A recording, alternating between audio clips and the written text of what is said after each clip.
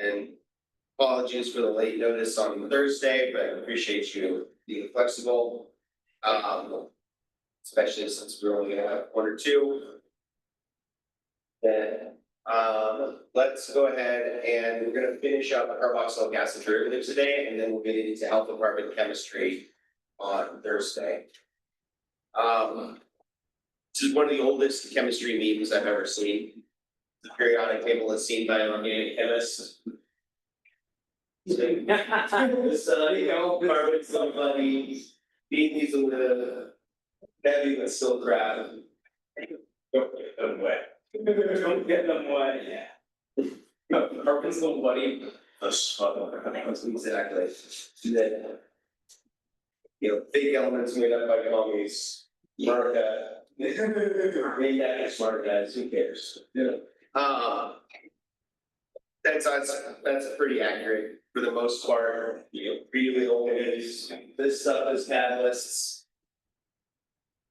I would include magnesium in the catalyst I used to do real chemistry, but that's important. It's a solid one. I've saw many versions of that over the years. I've seen one where they just filled in every single thing that wasn't carbon, nitrogen, or hydrogen and nitrogen was just filled in with carbon.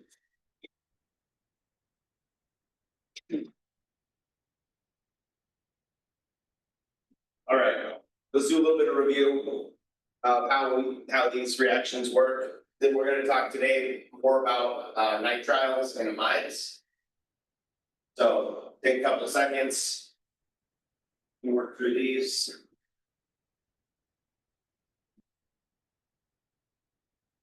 For the final on this one, we also have a subframe. Yeah, do something. Do the same thing, probably. Sweet. It's not like there's going to be less material on the final. Yeah. I was just kind of thinking of that as far as like how much time they're gonna allocate memorizing stuff versus like making sure. Yeah. Well, the nice thing is if you can memorize the trends, especially for these ones, it's always, it's either we're either converting from one type of acid derivative to another, or we're doing a reduction reaction. It's most of what we've done with these, right? Yeah.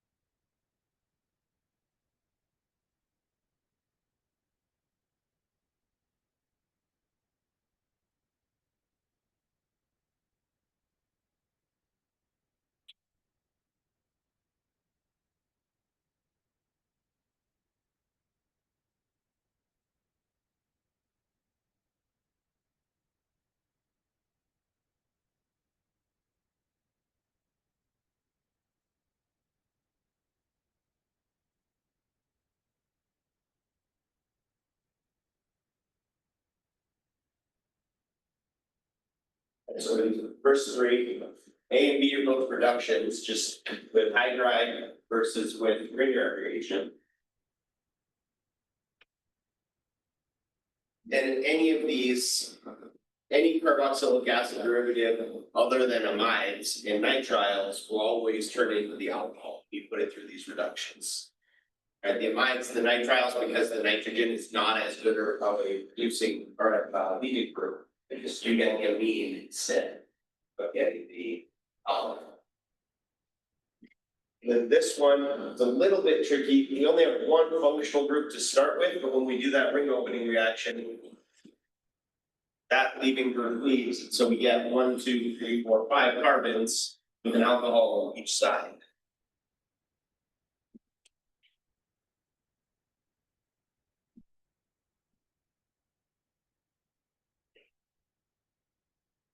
Any esters, acid anhydrides, acyl chlorides get exposed to water or acid, they're all going to do the same thing. They're all just going to split into your leaving group's gonna leave and you're gonna convert it to the carboxylic acid. Plus ethanol.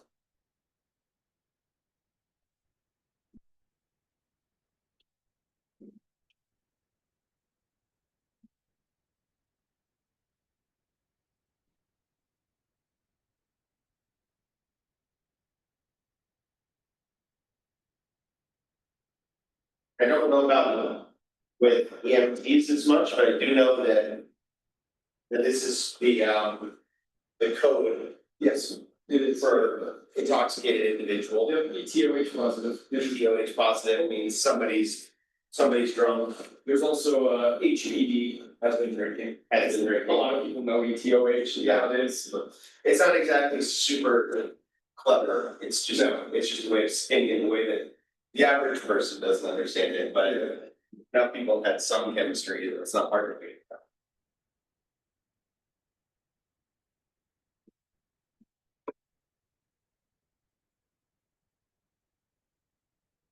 This one's a little bit different. In this case, step one is we're gonna deprotonate our carboxylic acid, and then we're gonna use it as a nucleophile. So this is kind of like the Williams and ether synthesis, except for esters. So first, step one is just gonna deprotonate that, so we have the benzoate, and then the benzoate can act as a nucleophile to displace the iodide there.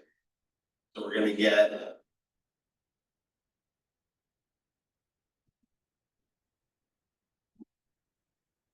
ethyl benzoate as our product. that's just a way of using like an SN2. That's exactly what it is. Yeah, these deprotonated alcohols or these deprotonated acids and make decent nucleophiles. They're not great, not as good as deprotonated alcohol, Okay. but they're good enough for if you have a little bit of. So I've been. Without looking at any numbers, I would wager that our yield is gonna be lower than Williams ether synthesis, because having that deprotonated alcohols in nucleophiles is gonna give you more. Product, but you'll get some product, very good. Then last but not least, trick is just keeping track of all the carbons, right? And I guess now that we've done aromatic reactions, the other trick is making sure that none of this is gonna react with the phenyl ring. But we have a pretty small list of things that react with phenyl ring, right? We need an electrophile. This is a definitely nucleophile.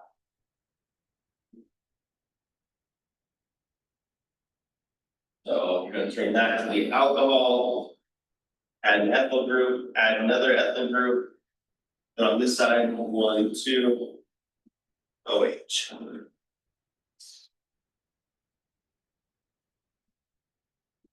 I think we saw that one. I think we did that. Maybe a couple of these, but still good review.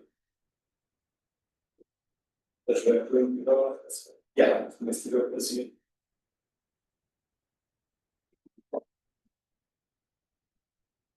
All right, questions on any of these?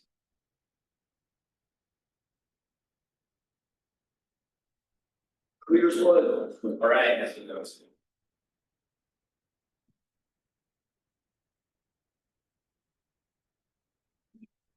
One of my favorite things when you like are giving a lecture about something, you just get like blank stares of confusion.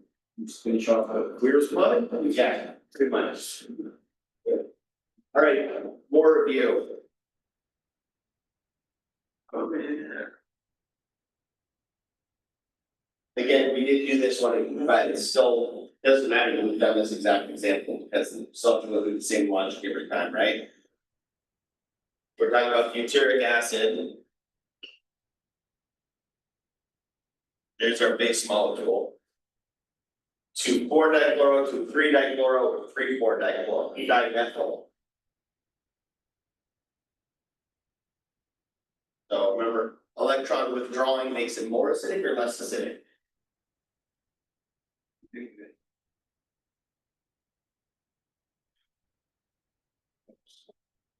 more acidic. Yeah. Hold electron density away from the acid group, there's less charge to hold the proton on. So 2,3 dichloro is going to be slightly more acidic than 2,4 dichloro, which is going to be way more acidic than 3,4 dimethyl. And really 3,4 dimethyl, if all we're one, you can't have a 3,4. But if the closest thing we have is on carbon 3 and it's a methyl group as electron donating, that's probably, it's going to be really close to the same pKa, but it's just butyric acid.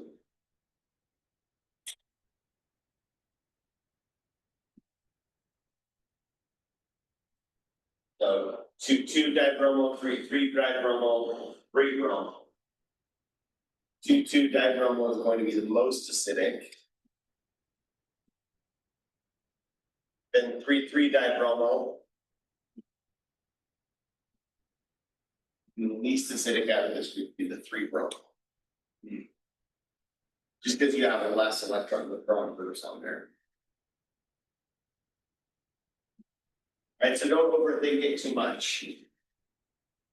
Just remember that it's electron density that holds those protons on. And anything that's going to pull electron density away is going to make it more acidic.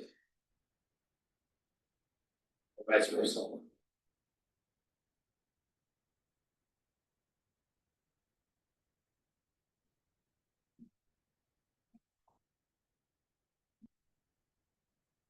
right, it's more review.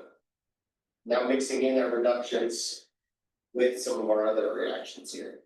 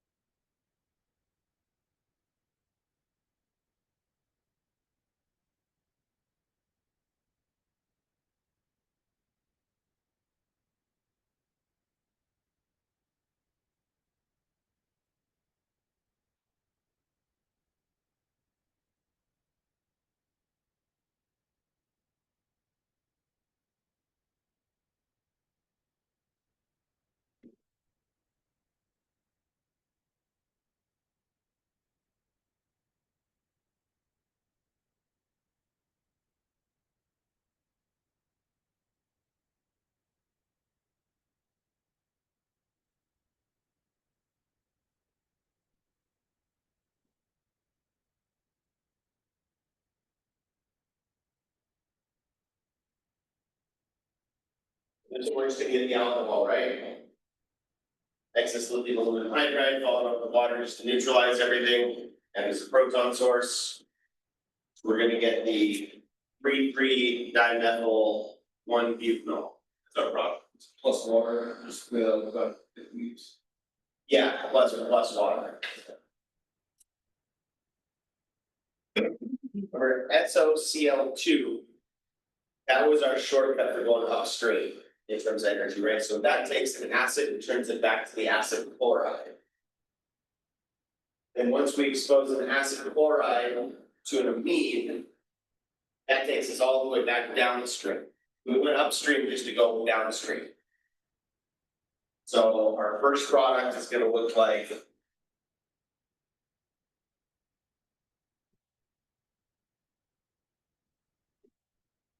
and then we're going to follow that up with an amine that's going to replace the chloride. It's dimethylamine.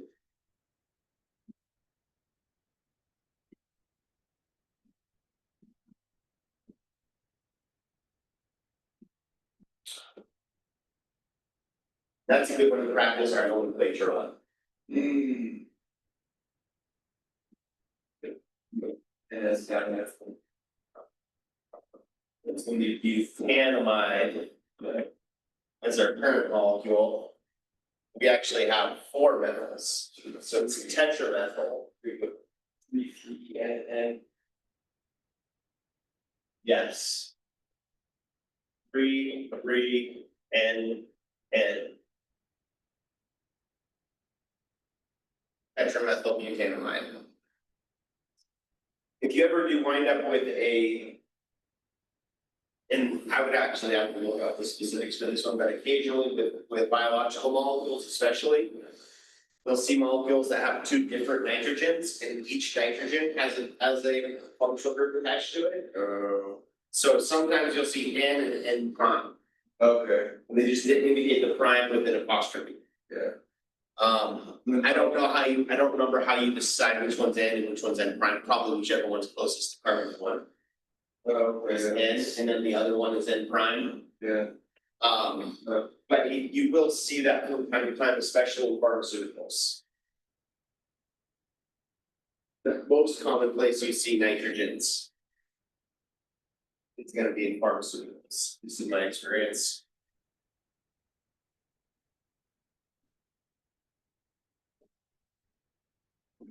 This reaction we haven't talked about yet.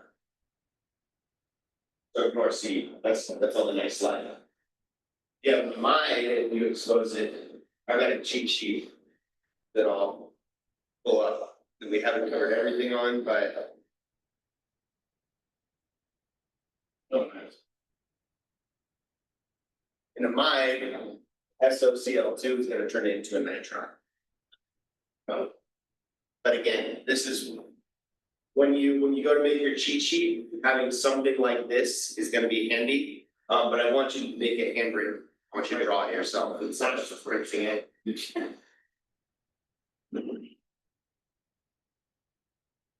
So jump the gun on that one a little bit.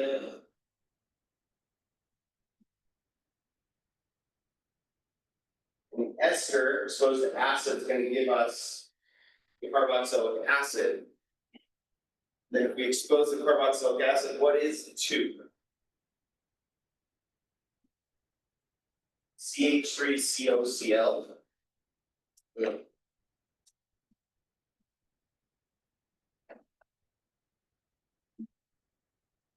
Acetyl chloride. It's a condensed structure, the condensed way of writing acetyl chloride. So once we turn this into an acid, and then expose it to the acetyl chloride, we're going to get the acid anhydride.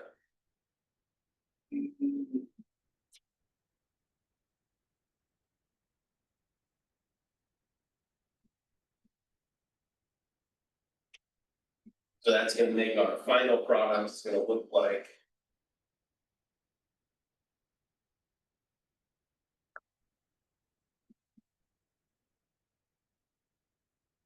Just like that.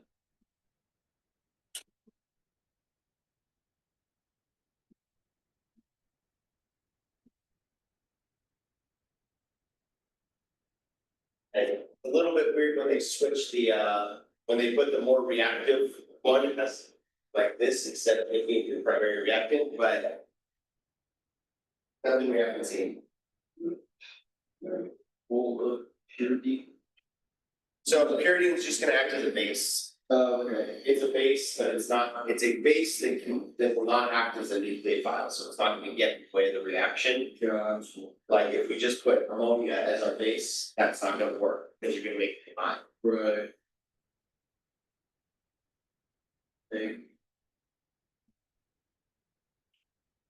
And as a reminder, pyridine structure is basically a benzene ring with one of the nitrogens replaced or one of the carbons replaced with a nitrogen. So it can act as a base because it's got a lone pair that's not participating in resonance, but it's not going to act as a nucleophile because then you get 4 bonds to a nitrogen, which is not that stable.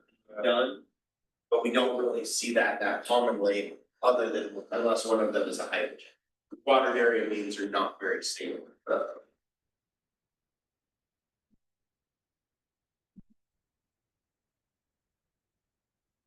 And we have the same thing over here, right? We have pyridine. Just acting as our base step to depropionate, to pull that hydrogen off. Once we get to that point. Anybody remember what dibond is?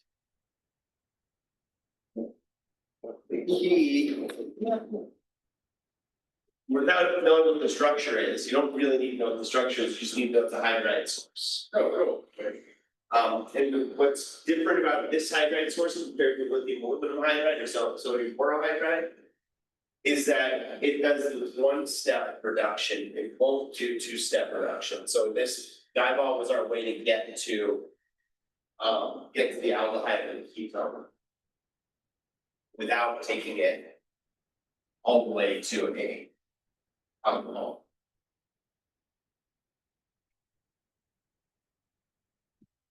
I believe it's diisobutyl aluminum hydride, I think. I think the A is for aluminum, but I'm not entirely sure. Walking off without the eraser. No, not put 3 and then the incremental BTM.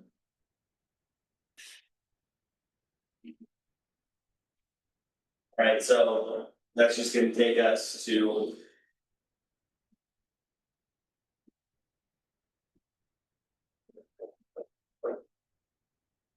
the hydride. Or sorry, the aldehyde.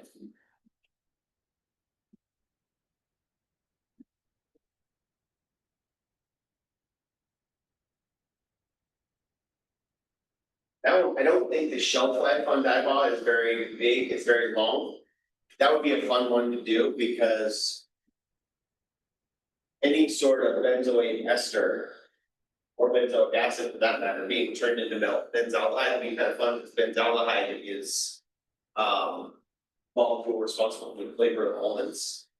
Like almond flavoring is benzaldehyde. So this would be one you start with something as a white powder and you make this thing oil, smells like almonds. Maybe I'll look into doing that one next year.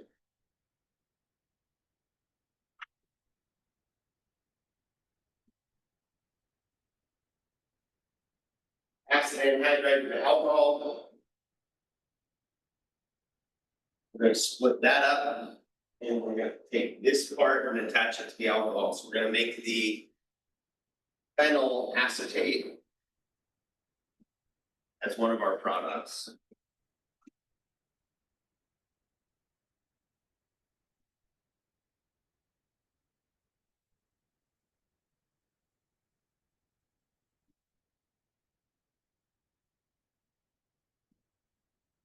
So kind of the reverse of the methyl benzoate up here is the phenyl acetate or phenyl ethanoate. Then we'll also make some acetic acid.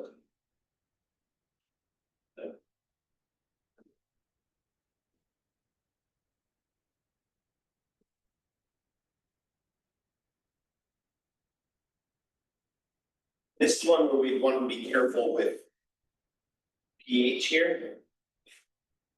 Because technically we're gonna make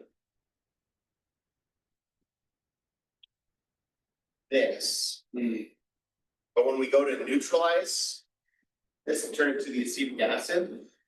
If we change the pH and make it too acidic, we'll break this up and turn this into acetic acid again. So we would have, it'd be one of those ones where we either might have to separate this out before we neutralize the pH. Or just be very careful not to overdo it with our crops, sulfuric acid or whatever we're using.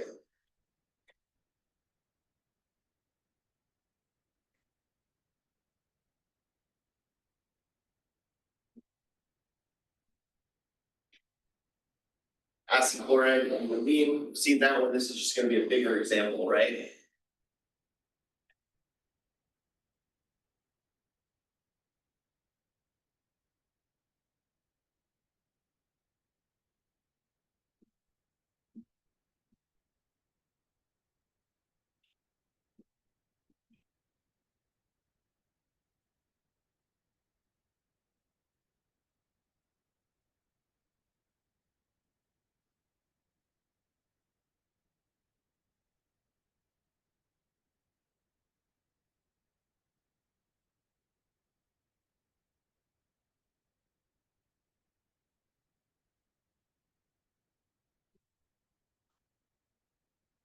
So then we get N diphenyl acetamide. Or amide.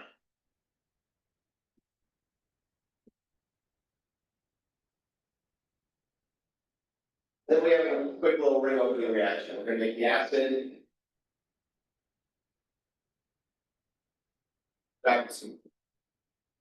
We're gonna make aspirin.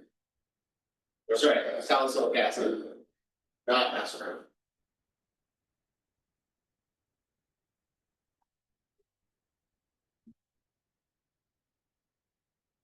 We're gonna open that ring up. We're gonna have carboxylic acid and an adjacent OH, that's salicylic acid.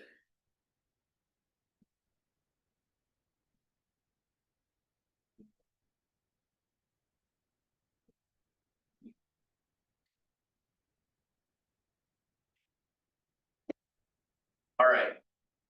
Good review? Oh. Fine.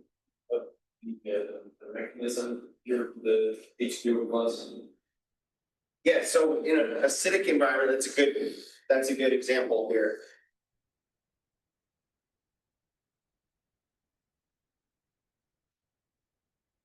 So the trick with the acidic environment is that we can't make anything negatively charged as an intermediate. Right. So first, normally we would say, if you're doing this under basic conditions, first thing we would do is if hydroxide would come and attack here, we'd make that tetrabutyl intermediate, right? But we can't do that yet, because that would make a charged intermediate. So when it's an acidic environment,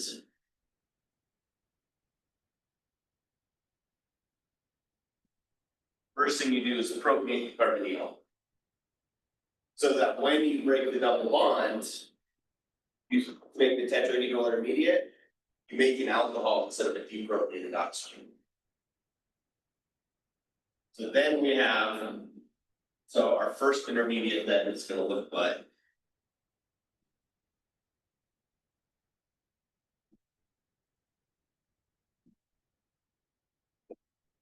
this. Sloppy, but I think you can see the structure.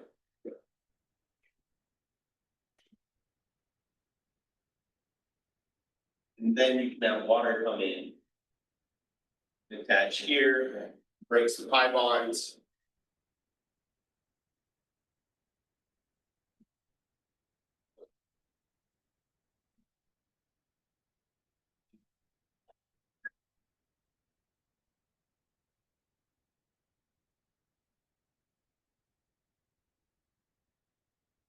So we still have that wonky four-sided ring, but that makes a really good leaving group. So even as strained as this is, as good a leaving group as that's gonna be, we still can't break it until we protonate it and make an oxygen with a negative charge. So you just find another hydronium.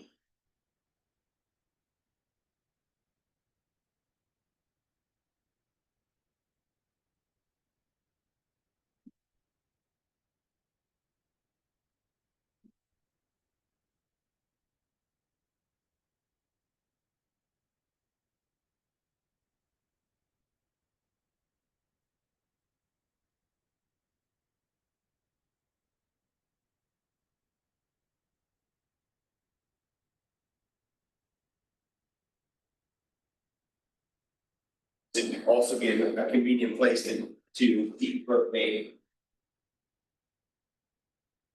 this oxygen too. The final product is not gonna have that protonated.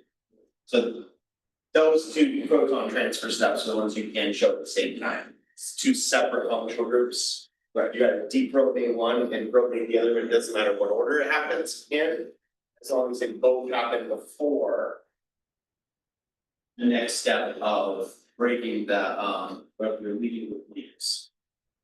So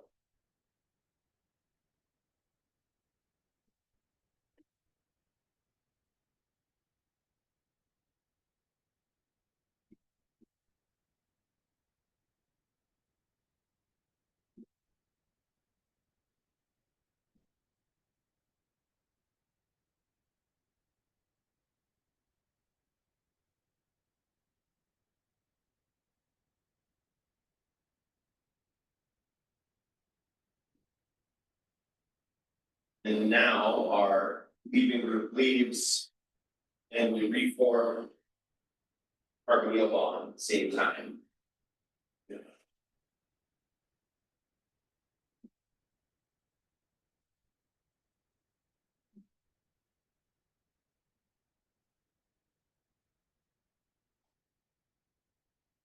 That's like the trick, remember one of the hydroxyl groups. Reflects the protein. Right. So the tool really. And it's one of those ones that makes total sense as soon as you think about it, because you can't have your leaving group leave from the carbocation. Right. When you've got a lone pair right next to it, right, and they're always gonna just wanna fill that valence shell. Then one last proton transfer to deprotonate.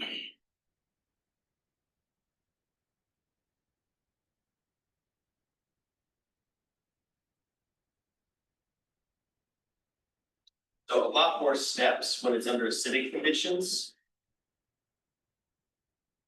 Which is why this was a good one to review. And the key, the error checking is, unless it's a completely weak phase, like unless it's a, like a halogen. A halogen can leave and have a negative charge under acidic conditions with their strong acids. And so if it was a chloride attached, we wouldn't have to show, for instance, this proton transfer step to propagate this to the leaving group before it leaves. But anything else, any oxygens or nitrogens, if you're under acidic conditions, you're not going to see a negative charge anyway. If you, and so that's your error checking. Your reasonableness check is to go back through and see if you drew a negative sign anywhere. If then you missed a proton transfer step, or you counted bonds wrong or something.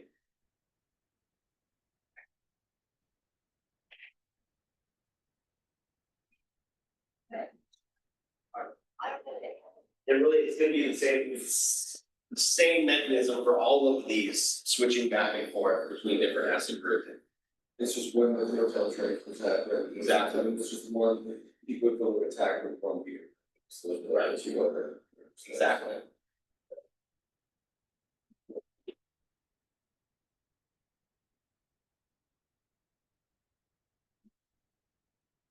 It's the other reason why we wait this long to do this set of functional groups is because it's kind of open-ended that way.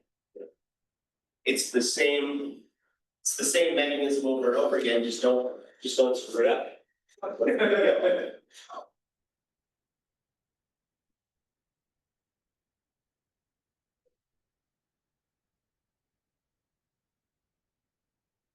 All right. So let's talk a little bit about nitriles. Nitriles, like we've talked about before, are not technically acid derivatives because they're not carbonyls. And they don't have a good leaving group, but they have the same oxidation state. So we can convert back and forth between nitriles and acid derivatives without it being a redox reaction. So we tend to cover these in the same chapter, even though they're not technically the same functional group. And the easiest way to make nitriles is that cyanide's a really good nucleophile. Easy to find it. We've got it in the lab, in the stock group, shelf stable, as an ionic compound. So all you need is a good leaving group, and you soup cyanide. We didn't know everything about cyanide necessarily when we first learned SN2, but it was on our list of here's a possible nucleophile. How will it attach? And that's convenient in that it also doesn't add a carbon too. So we wanted to add a single carbon. So good, decent way to add one carbon at a time. You just then have this nitrile group, you have to do something. That's not how you want to leave it, but You really want to do like a analysis kind of thing, or exchange or. we'll convert it from a nitrile back to a carboxylic acid first. Okay. Or rather than do it like that, but it's actually, if you expose this to acid, it'll actually just turn back into a carboxylic acid. that saves you the trouble of having to do those analysis. Cool, right. The other way we can make this, we can take an amide and put it through a dehydration reaction. And so, and the amides are pretty easy, so if you're starting from a carboxylic acid already, or an acid derivative, and we don't necessarily want to add a carbon to it. Here's the other way we can make a nitrile. And so this is the second time thionyl chloride has shown up. This was also our shortcut for getting upstream, right? We're taking a carboxylic acid and turning it into an acid halide, an acid chloride, was to use the same reagent. And it goes through a pretty similar mechanism here. And in both cases, it makes the oxygen a really good leaving. So in this case, if you already have a nitrogen attached, when you make that oxygen a good leaving group here, here's our good leaving group really, is our, I'm blanking on what we call that group, but the SO2Cl makes a good leaving group. And if we already have a nitrogen attached, the nitrogen is not a good leaving. So basically, when we break the carbonyl group, the nitrogen donates some electrons, make double bonds. And then we go through this take the chloride off, deprotonate the nitrogen. Now this whole group, the SO2Cl, is going to leave and turn into SO2 gas and chloride. But that would then leave a carbon positive charge. So since we have another lone pair on that nitrogen, we can make the carbon nitrogen triple bond.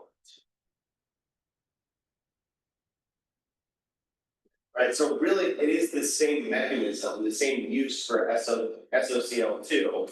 In both cases, it's just if it's an amide, you get the nitrile product. If it's the acid, you expose the SOCl2, you get the acid chloride.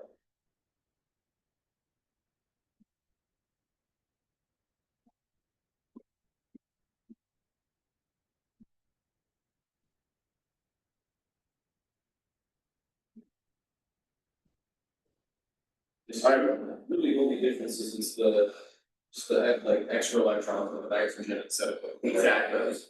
Exactly, instead of making it so, and it does the same thing too. If you go back and check your notes, once you get to this step, actually I think you can see this step already, when you break the pi bond to make the oxygen sulfur bonds, your OH group in the acid makes the double bond here as well. Just like the nitrogen does, it's just this is an OH with a positive charge instead of NH2 with a positive charge. So even that step is the same. And just like before, it's this reaction, even when it's going to make an uphill energy product, we can still get a pretty good result because we're going to make a gaseous byproduct. Gaseous byproducts, we can always include the system, just use Le Chatelier's to push it towards completion. Exactly. All right, so what else do nitriles do? Do these ones quick and then we'll take a break and then we'll review them when we come back. Nitriles, when you expose them to acid and heat, start by converting back into an amide. Then if you add more acid and heat, it takes getting to stop with the amide is actually is pretty tricky. This whole process, all three of these is an equilibrium process, favors these two. So we really have to be careful with our concentrations if we're trying to get it to stop with the amide. But again, the advantage here is if you make ammonium, it's ammonium under acidic conditions, you can either deprotonate that or just if we're adding heat heat favors making more gas, favors higher entropy, right?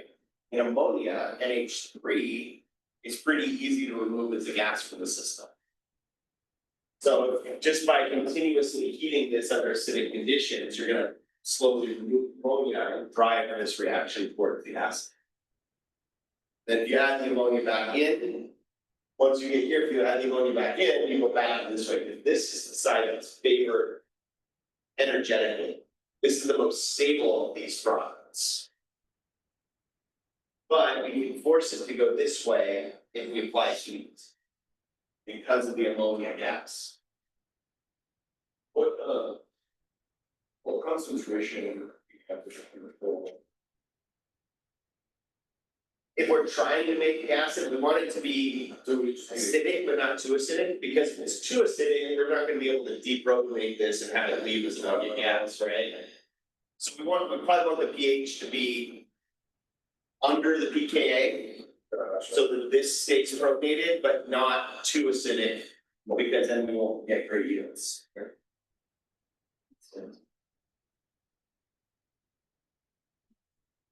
And this reaction, it also will work under basic conditions, because hydroxide is a pretty good nucleophile.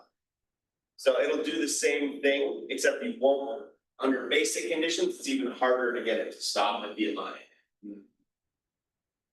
Because that ammonia is going to be free floating, right? And when your ammonia is floating around, it evaporates off. Boiling point of ammonia is significantly less than water. Was it water or ammonia boils at like maybe under 0 Celsius? So if you have free floating ammonia around, it's gonna evaporate pretty well. Last two reactions for nitriles. -33 Celsius. -33. Well, it is.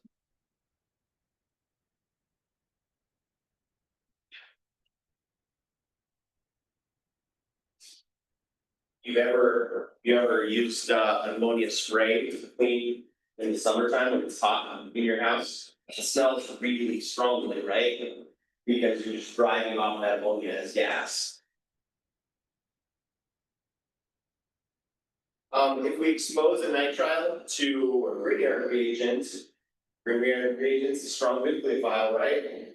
So we wind up making this carbon nitrogen double bond at first, which then if there's water around an acid, that gets converted to the ketone. Right, now that was back the same mechanism as back when we studied aldehydes and ketones. That is in imine, I think. When you get nitrogen carbon double bond. And imine exposed to water is going to convert back to the carbonyl.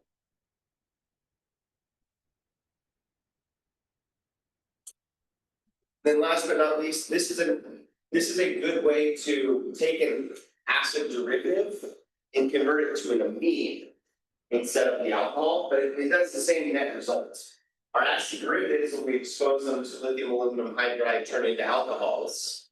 But amides and nitriles, because the nitrogen is a worse leaving group than an alcohol, instead of converting it into an alcohol, it converts it to the amine.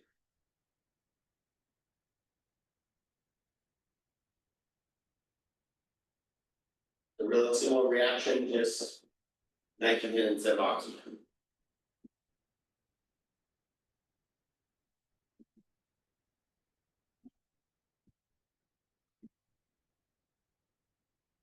Because then we'll do like get ready for the test, to go back and like by reagent, all the different functional groups that reagent works on and what it does. It's not a bad way to go about it. And it's like a lot of things, right? You can classify reactions by what the reactant is, what the functional group is, what you're making. Is it redox reaction versus non-redox reaction? Is it a substitution? Is it elimination? Like, there's a lot of different classification systems, and the more time you spend thinking about like what all those different classification methods mean, how they all apply to the same systems, the better you're gonna understand. Yeah, that's kind of like we're going over kind of by reactant, right, by functional group, so just like change you by Exactly, exactly. All right. We're gonna talk about the hydrolysis mechanism, just because it's a good one to practice. It's all steps we've seen before, but we'll take our break first. Let's come back at 5 after.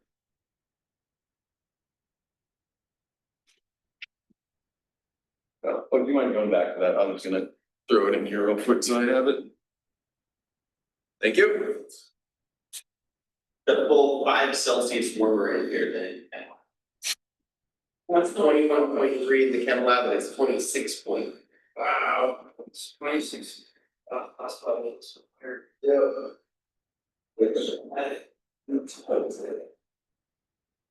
Almost 80 degrees. Almost, yeah, it's like. 78.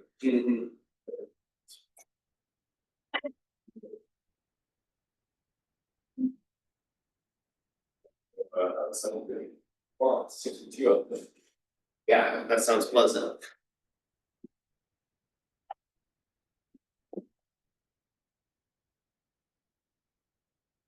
Oh, I believe, do you still wanna talk about the? Oh, the lab. So. Let's go. So, I just need to prioritize this thing before you can look at that. Yeah, I need to go do it before you go over that. Yeah. So, this. Yeah, I was probably waiting on that. Yeah. It's some fresh air with me.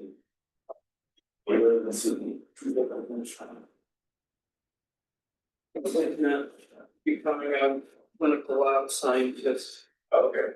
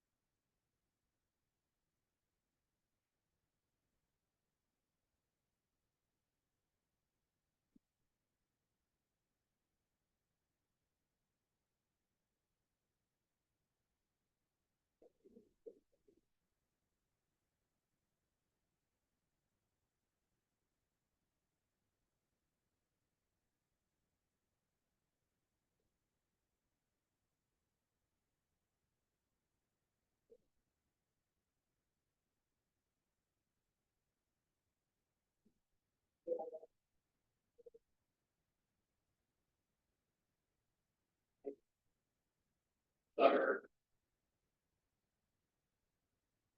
Yeah, we would get these. So for actual, I was like, something. It's standing next to this thing feels nice. Oh, this thing's great. Let's take my notes right here.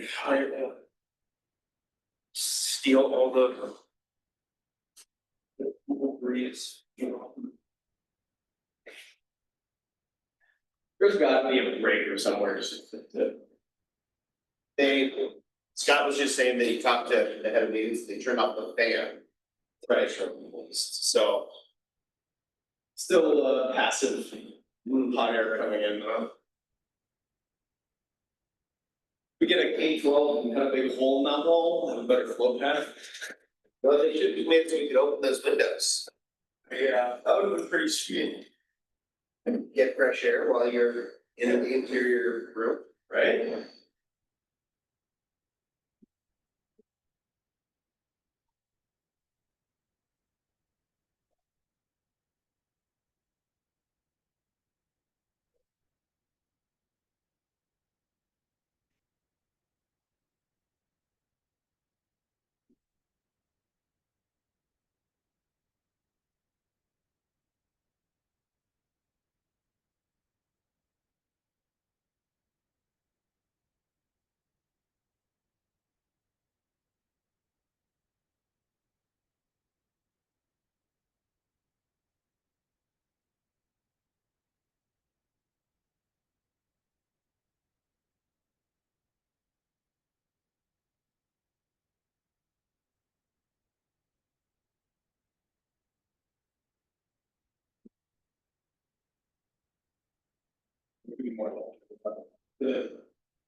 Sorry. We're doing the like making Thursday's lecture in lab today, or was it? No, I think we're okay in terms of the material, so I think we'll just, it's we'll do some sort of literature search assignment, which is, go find some articles that fit certain criteria to practice using jacks, when we can abstracts and stuff. Don't know exactly what it's gonna look like yet, we'll see if I can find one that but it won't be, just from computer based. All right. So here's our mechanism for hydrolysis of nitriles under acidic conditions. So acidic conditions, first step is always, okay, where's my ferroelectron? Find out where you got a lone pair, rotate it. That makes your nitrogen with a positive charge, and then if you have water, comes in and acts as a nucleophile. And you wind up making an imine, it's almost an amine. Just with the pipe off in the wrong spot. Then a couple proton transfers. They'll depropate the oxygen, propionate the nitrogen. And you wind up with a resonance structure that looks just like an amine. One more proton transfer to remove the proton from the carbonyl carbon or carbonyl oxygen. Or to the amide. Then going from the amide to the carboxylic acid, it'll look just like any of our others. Under acidic conditions. Rotate the carbonyl oxygen. Water comes in and attaches, nitrogen is a leaving group. Just make sure you don't leave any negative charges in for under acidic conditions.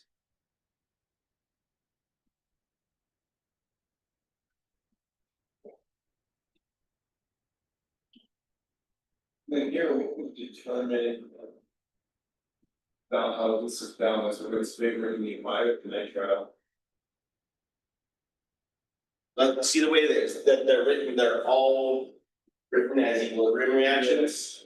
So it's really just gonna be concentrations. The amide is more stable than the nitrile. So we So if you have enough water to get this reaction to happen, you're gonna make the amide. also controlling the amount of water. You can control the amount of water, right? This is one of the reasons why water is one of the primary reasons why food goes bad and things have a short shelf life. If it's not oxidation, then it's water almost always. Or bacteria in the case of food, but that's separate. Separate issue, we don't deal with living things here. And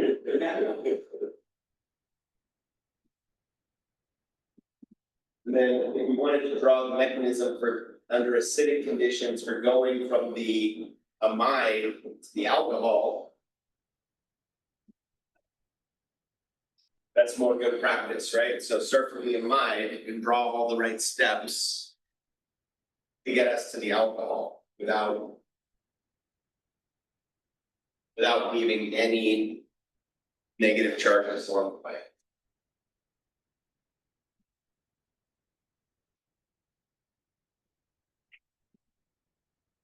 And get some whiteboard cleaner.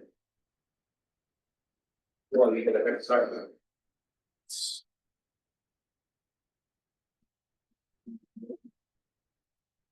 Yeah.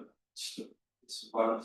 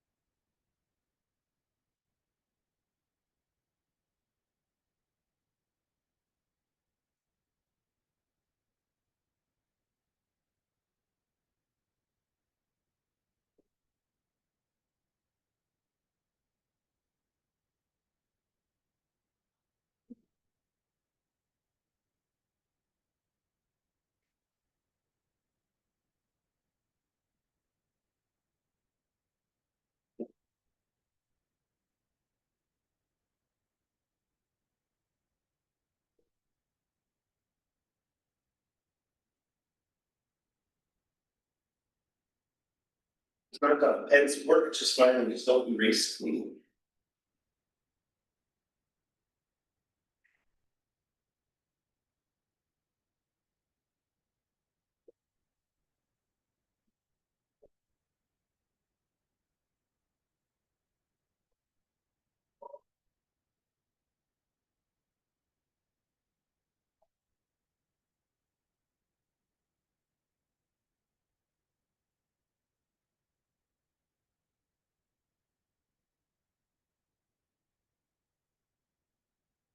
So under acidic conditions, Our step's always gonna be propionate something.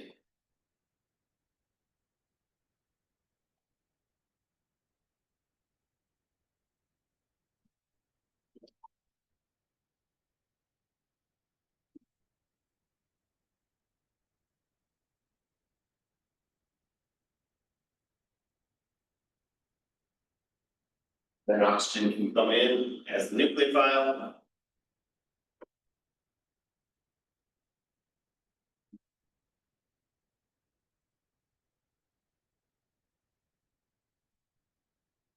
Get our tetrahedral intermediate.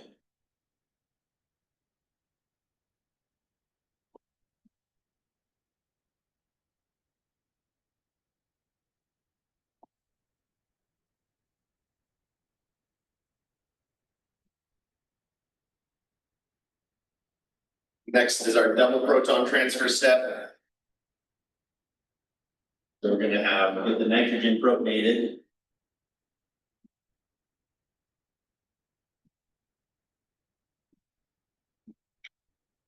And then at the same time, deprotonate this oxygen down here.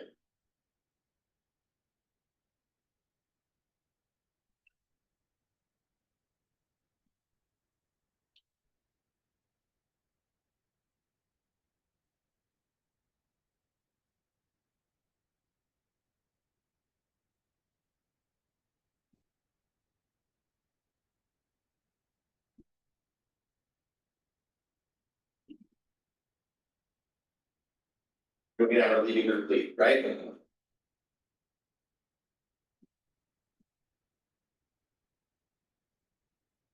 But when we do that, one of these oxygens is gonna reform the carbonyl, so we don't get carbocation.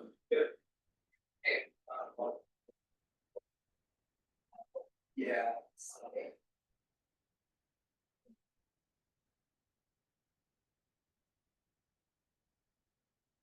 Our last step is just that one more proton transfer step.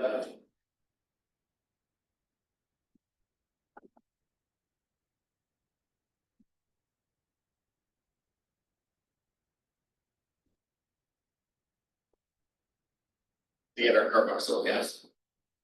And just like before, all of these are gonna be equilibrium steps, so. You're actually gonna favor, energetically it favors the amide, that's our most downstream acid derivative. But because we're making a gaseous byproduct, we do this with heat, with high concentration water. Then we can make sure we can favor the acid.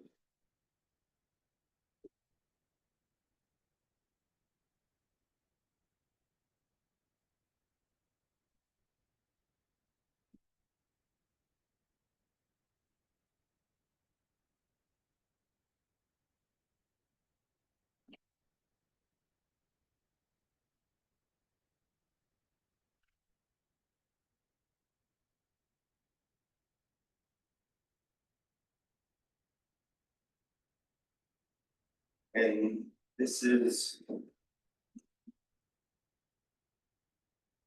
also a good chance to find that compound interest.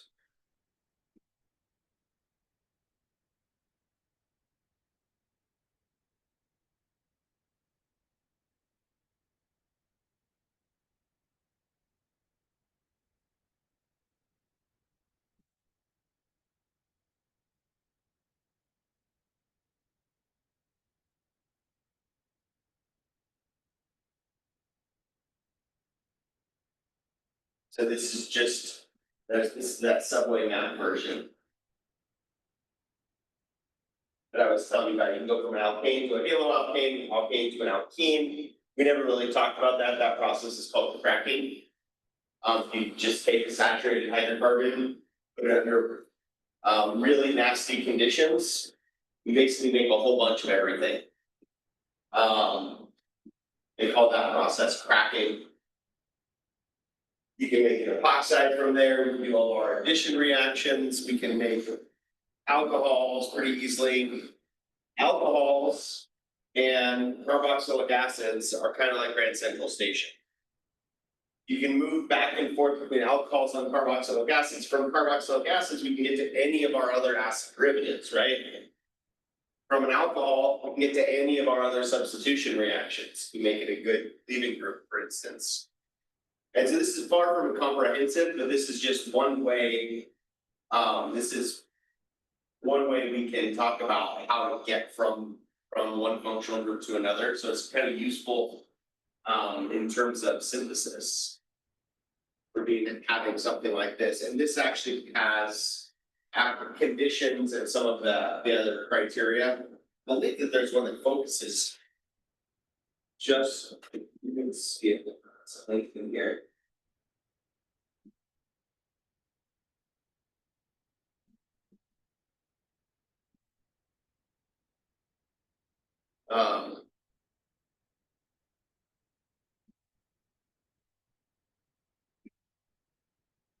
Yeah, this is far from the only one of these that exists out there. In fact, that's the same. This is basically our textbook's version of the same thing, is geared more towards the carboxylic acids specifically.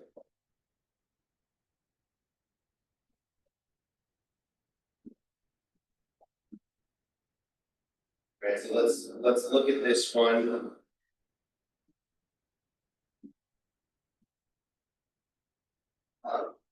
Before we do more reaction practice, just to remind us that all the steps. And just like we saw with the other one, the carboxylic acids are in our Grand Central. We make carboxylic acid, we make anything else. And there are other pathways too. So this is our main production stream, from most reactive to least reactive. And you'll notice that our carboxylic acids are sitting right above the esters because they're approximately the same reactivity. Basically, under different conditions, if you change what the solvent is, you're going to change whether you're going to favor the carboxylic acid versus the ester. We do this in an alcohol, then concentrations are just going to push you towards favoring the ester. You do this in the water, we keep this compound in water, we're going to favor the carboxylic acid. And then this lithium aluminum trialkoxyhydride works for acid chlorides, acid anhydrides, acids, all for making the aldehyde out of it. If it's the ester reacting, you have to use dipol instead. Same basic reaction though, just because the reactivity is probably due to sterics or solubility. You have to use dipol instead.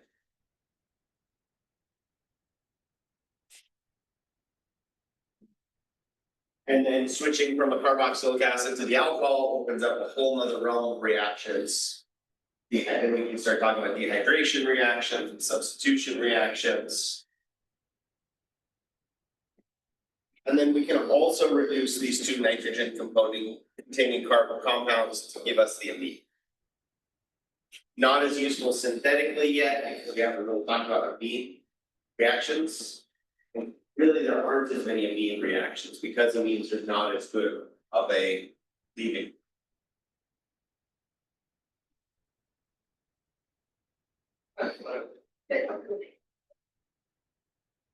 Yeah,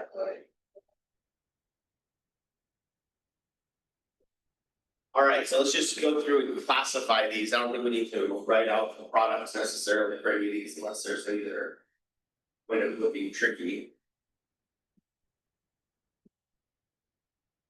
The amide, the excess reducing agents, turns into the amine. We lose the oxygen if there's nitrogen. Acid chloride with ammonia can give us the amide. The amide, the acid and heat gives us the acid.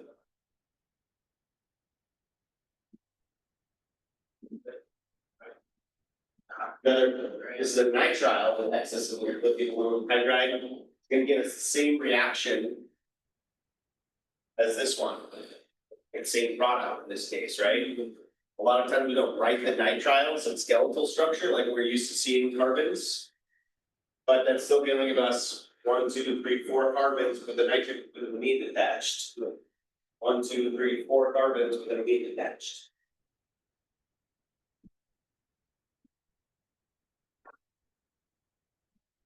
What we get here with this reaction series. The SN2 first, and then there.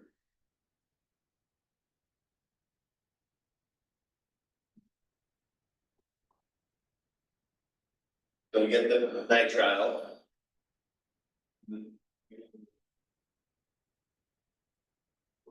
Grignard reagent, followed by the Grignard reagent first step. Methyl, right? It's gonna make us the amide. Which then, we expose it to H3O plus, it's gonna convert that amide to the ketone. So final product here.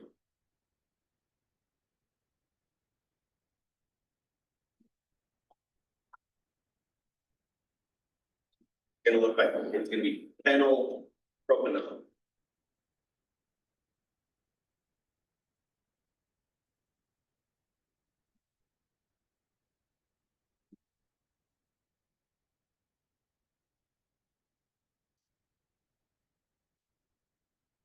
Ethyl magnesium bromide. So we're gonna add an ethyl group right here and convert it to the ketone.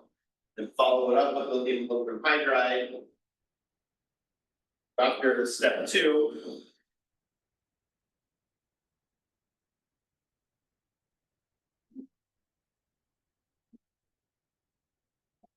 We're gonna have this. Which then we reduce. Convert the alcohol.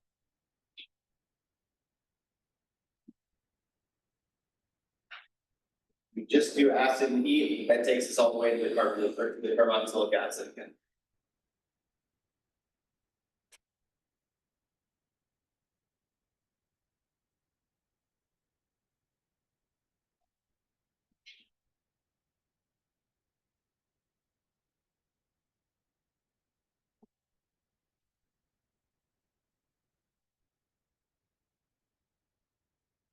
So switch it up. We covered all the material in the carboxylic acid chapter. So now we just need to practice it. One of the ways we can practice it is turn it into a synthesis problem. I'll give you a couple minutes until I clean the board.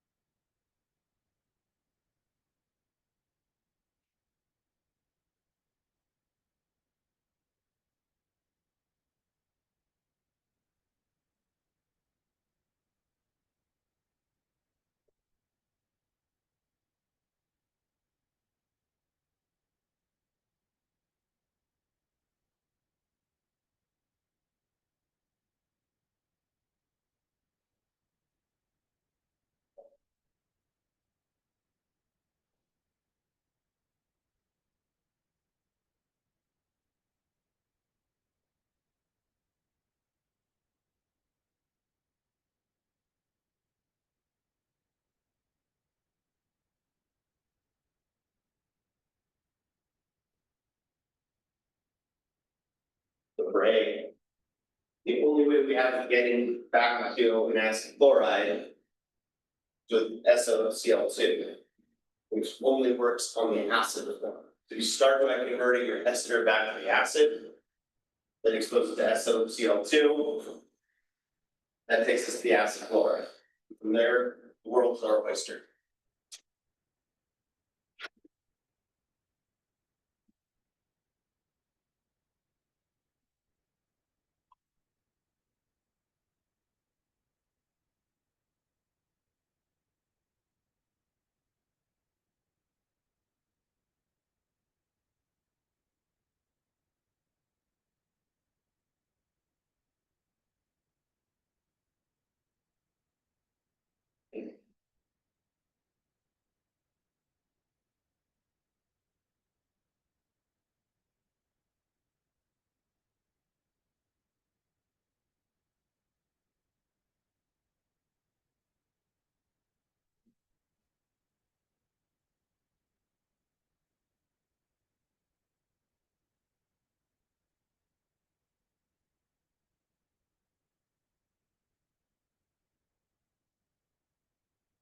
So B first step, merge the amide.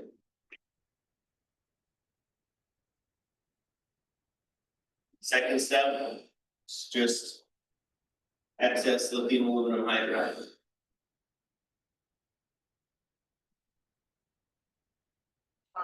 Yeah, Do you mind if we continue working on our experiment in the lab while you? shouldn't be a problem.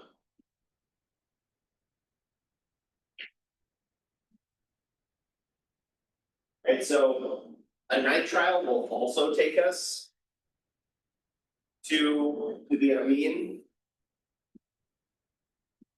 Jump back to the slide here though. That would take us one extra step. We can't get to the nitrile from the carboxylic acid without going through an amide anyway. So might as well just pick the amide and reduce it instead of going all the way to the nitrile before you're reducing.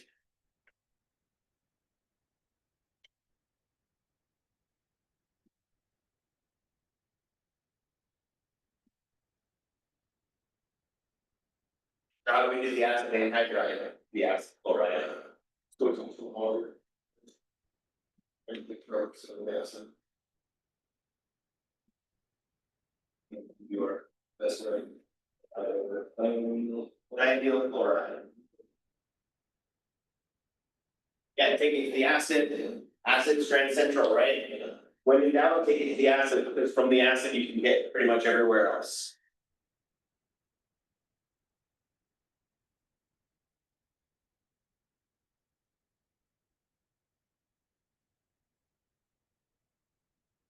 Anything different about D compared to B?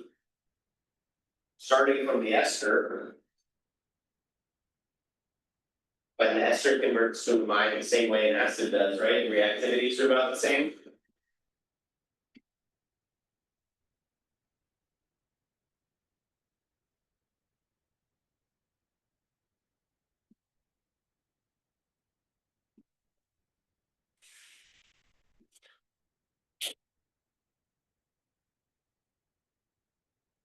Right, so even when it takes a couple of steps all behave predictably. Trick is thinking about these acid derivatives in terms of that upstream and downstream. But if you're trying to make an amide, it doesn't matter where you're starting. All you do, you want to make any of these starting materials amide if you expose it to ammonia. We want to make any of these starting materials an acid, you should expose it to water.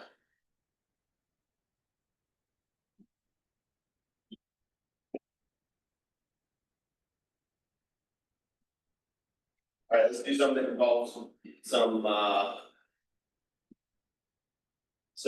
carbon skeleton.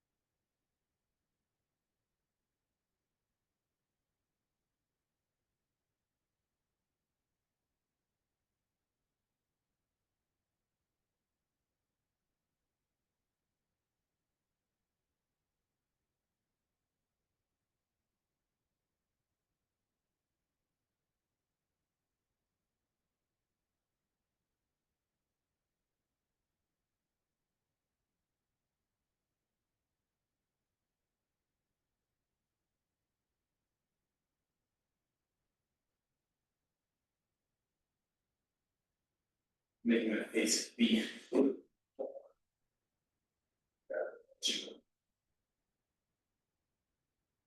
So much easier instead of just one less carbon.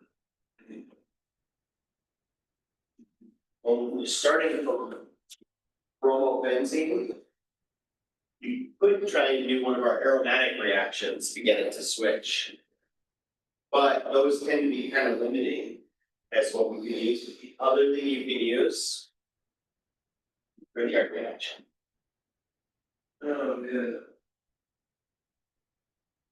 Oh, okay.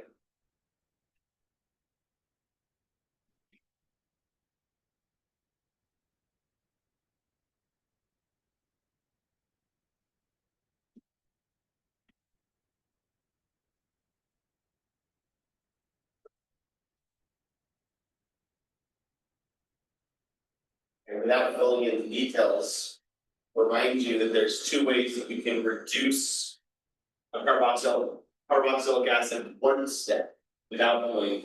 To get an excess of lithium aluminum hydride, we would just get a primary alcohol, right? We need excess of Grignard reagent, we would get a tertiary alcohol. To get a secondary alcohol, we have to add one hydride and one ethyl group. And so we can use that trialkoxy lithium aluminum hydride to only add one hydride. And then follow that up with a Grignard reagent. Or we can use the gilded reagent, which was the single step Grignard reagent. It was the lithium copper complex to add one ethyl group. And then follow that up with lithium aluminum hydride. It's quite the setup. You got going on here. Yeah. Okay, okay. Oh my god. Nothing, I was just admiring your lovely setup. Like I said, make it look janky enough and they'll fix it. Is it cooler with this thing? A little bit. Tiny bit, maybe. The jury's still out on that, but. Oh my god. It's about 5 degrees more from here. Yeah. Yeah, it's pretty warm. Yeah. I'm sorry. It's come down a little bit. What's it? Okay.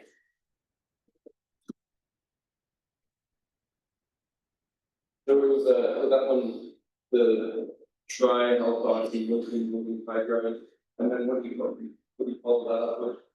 So you could do, so it's, That gets into the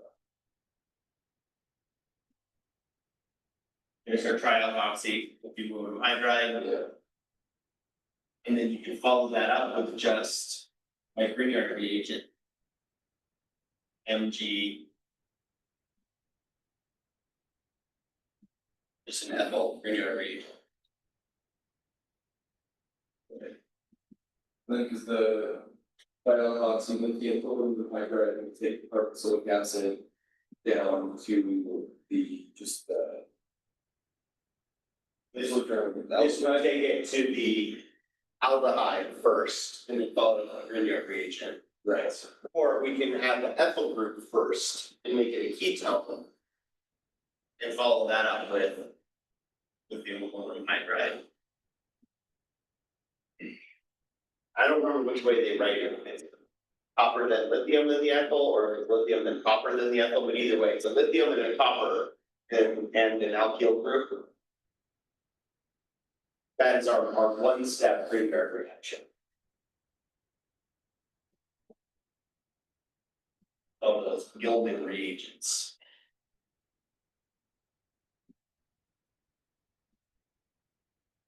So either of those approaches will work.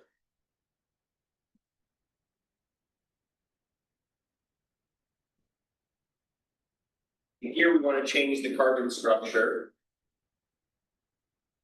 We want to add one carbon. So if we started by just exposing it to magnesium, we make phenyl magnesium bromide, which then we can expose to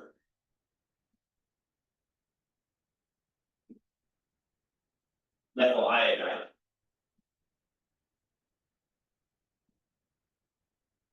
That gets us to toluene.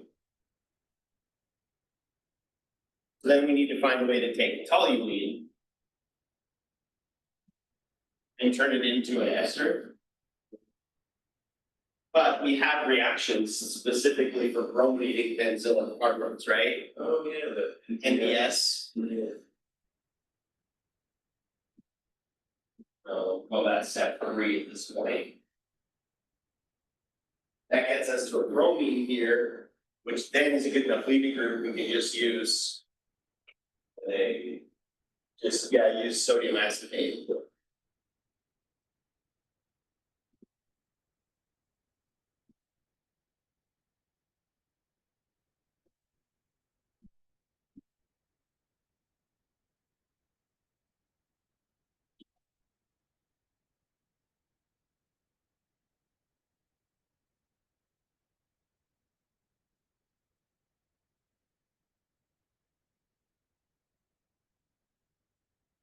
Or alternatively, what you could do is once you put the bromine on the benzylic carbon, we could turn that into an alcohol and then expose it to acetic acid.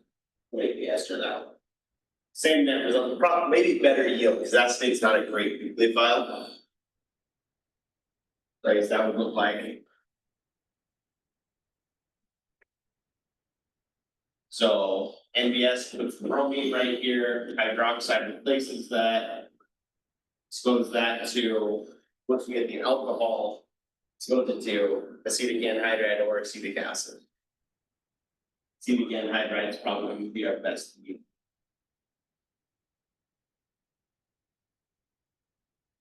Because it's a much more reactive acid derivative.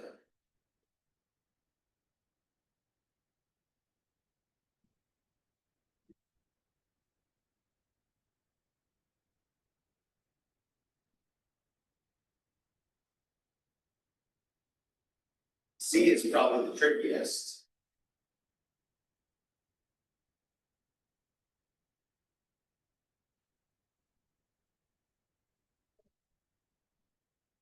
But the two R groups that we're adding are identical, which means we can just turn this into.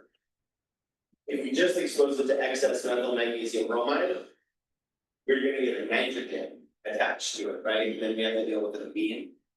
But if we convert this back to the acid first. That gives us benzoic acid. And once we get the benzoic acid, you can do excess methyl magnesium bromide.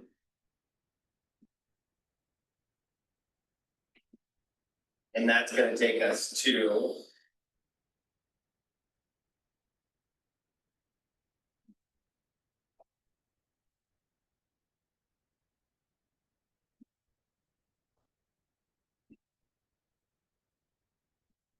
this molecule, which once again, we then take it and expose it to acetic anhydride. We get the ester formation.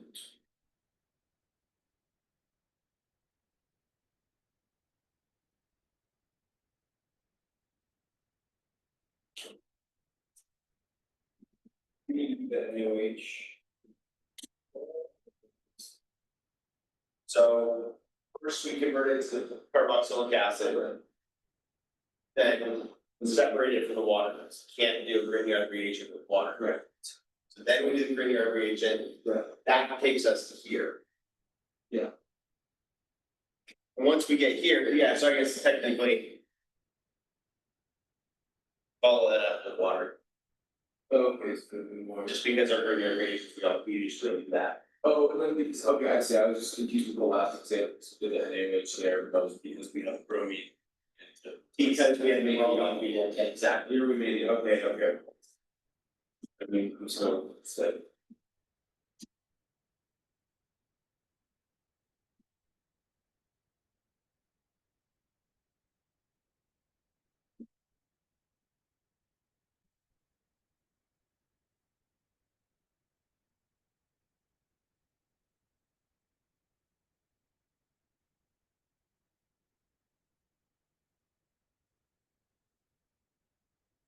Out of these, I would have said C is probably the trickiest. D or B, there's a couple of ways you can do it. There's gonna be one that gets you better yield. But you have a little bit of flexibility as long as you remember that NBS reaction.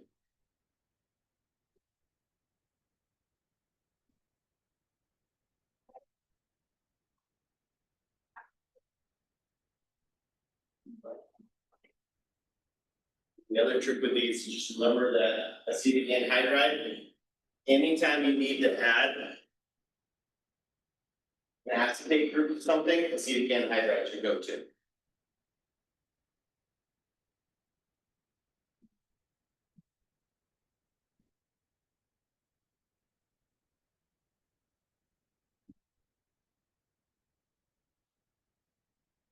This one goes order. All right. There's some more practice problems here, but this is our last slide. It's hot. So work through these on your own.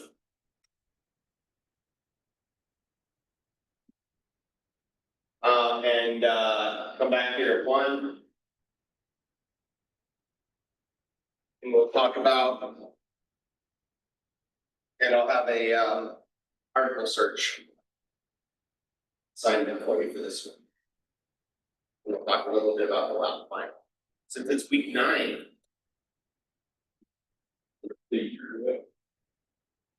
It's these series classes, they stack up really fast, or you know it.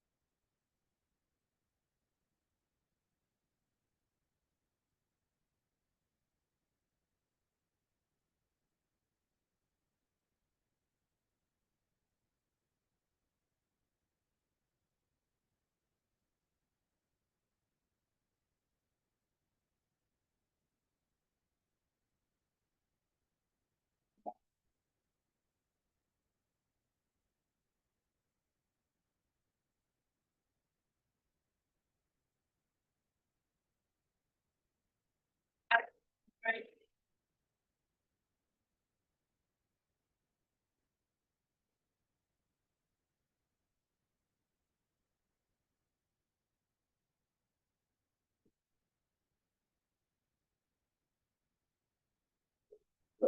Last thoughts on the synthesis questions. Again, I'm not gonna work through them all the way right now. We're trying to make an acetal. The only way we know how to do that is from an aldehyde or a ketone.